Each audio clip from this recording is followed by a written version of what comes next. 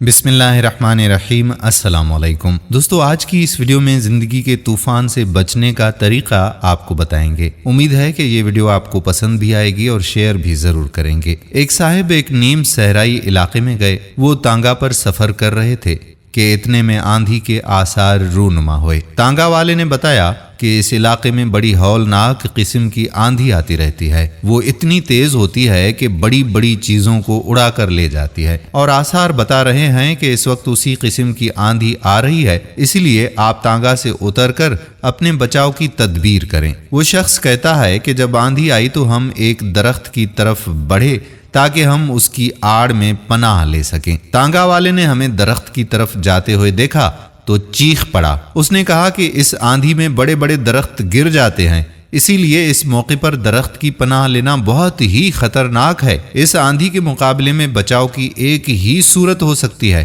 कि आप खुली जमीन पर ऊंधे होकर लेट जाओ। तांगा वाले के कहने पर हम जमीन पर मुंह नीचे करके लेट गए।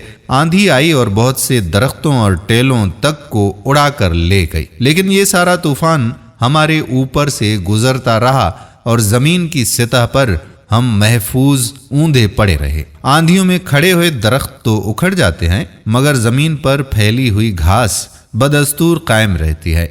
आंधी से बचाव की सबसे ज्यादा कामयाब तदबीर ये है कि वक्ती तौर पर अपने आप को नीचा कर लिया जाए। दोस्तों, जिंदगी के तूफान से बचने का तरीका भी यही है कि जब आंधी उठे तो वक्ती तौर पर अपना आप नीचा कर लो। अगर अपनी अना खड़ी रखोगे तो उखाड़ दिए जाओगे। बस बका हमेशा नीचा रहने में है, और हम इस बात को समझते नहीं।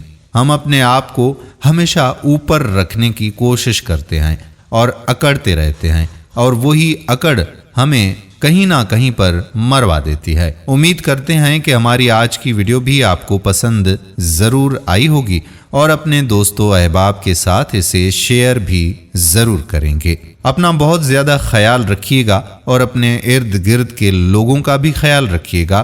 ख्याल रखिएगा उनका कि जो आपका ख्याल रखते हैं, और उनका भी जिनको आपके ख्याल की ज़रूरत है। आने वाली वीडियो तक अपने मेज़बान कादिर बख्श कल्होड़ो को इजाज़त दीजिए।